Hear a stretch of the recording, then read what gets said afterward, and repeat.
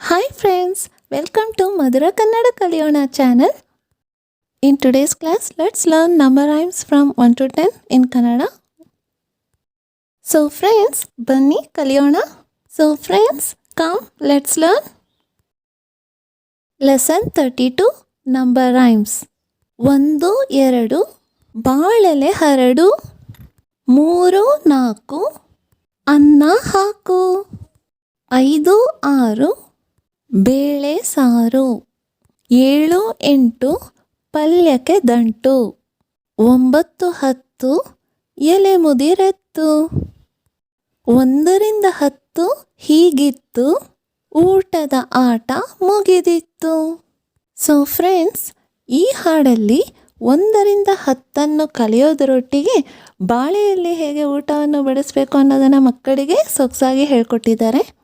In this song, along with counting numbers from 1 to 10, the concept of serving food on a banana leaf is nicely taught to children.